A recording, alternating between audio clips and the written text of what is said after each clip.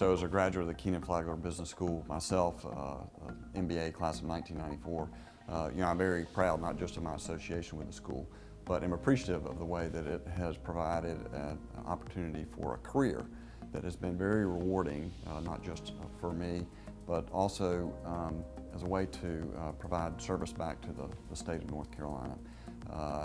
At Duke Energy, we have a mission to provide safe, reliable, affordable, customer-focused energy solutions to almost 7.5 million North Carolinians every second of every day. And so it's been a real privilege for me to be able to give back to the state that I love so much and be a graduate of the Kenan-Flagler Business School, which really prepared me so well for the work that I'm doing. Well, the Energy Center program here at the Kenan-Flagler Business School, I think, is unique in the United States. It really teaches the full energy value chain. And one of the reasons that we're pleased to recruit from Kenan-Flagler is because the students who come out of the energy curriculum here have a more complete understanding about the true economics of energy and what it takes in order to have capital formation around some of these policy ideas that may sound good, but when you really get to the economics behind them, they're more challenging. And so the energy curriculum here at Kenan-Flagler really prepares students for real-world work in this sector. And our Kenan-Flagler Business School interns that we hire over the summer are working on real-world problems. They're joining a team of over 29,000 Duke Energy employees who are committed to building a smarter, cleaner energy future for our customers and communities that we're fortunate to serve. And they're doing that by things like developing new digital applications for customers to use on their smartphones.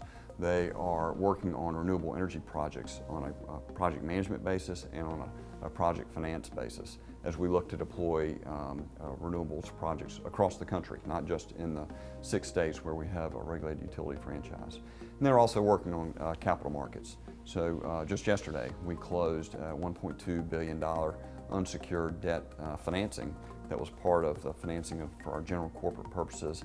Our intern was part of a team who got to really look at the volatility of the markets, figure out the timing of when we were going to go to market with this debt financing, and then realize that because we're a high quality issuer, our book was oversubscribed.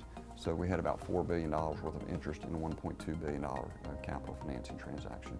So students who come out of the energy curriculum here at Kenan-Flagler are not just well prepared to engage with these types of challenges, but also have an opportunity to work on some of the energy sector's most interesting and challenging problems when they come to work at Duke Energy. Well, the Energy Center here at Kenan-Flagler has really, I think, become a nationally recognized program in a very short amount of time. And it's because of the quality of leadership here, the quality of the curriculum, and the quality of the students that it is attracting and producing as graduates. And so having the experience that these students bring with them when they enter into the MBA program here at Kenan-Flagler is really invaluable for them. They've worked in so many different areas, and to have that real-world experience coupled with more formalized training in finance and economics underlying energy policy positions them so well to be able to make an immediate contribution once they come to work for us, either as a summer intern or what we hope to be a full-time employee. Well, I find that the Energy Center's annual conference is really one of the unique conferences that I attend every year. And one of the reasons I look forward to it is that it brings together thought leaders who are not just responsible for thinking about energy policy, but also for implementing it. And at Duke Energy, we operate at the intersection of public policy and the requirement to provide operational excellence to all the 25 million people that we serve. And sometimes there can be collisions at those intersections when public policy doesn't match up with operational realities. The thing I like about the conferences that the Energy Center puts on every year is that they look to really marry the two. They look beyond just the policy talk, peel back another layer, look at the true economics around different energy initiatives and what could really drive capital formation around those initiatives so that we can all transition towards a cleaner, smarter energy future. So I've been on the advisory board for the Energy Center since its inception. And one of the things that I really like about the work that's being done here is that it is creating a unique environment, not just for students, not just for the faculty, but also for practitioners.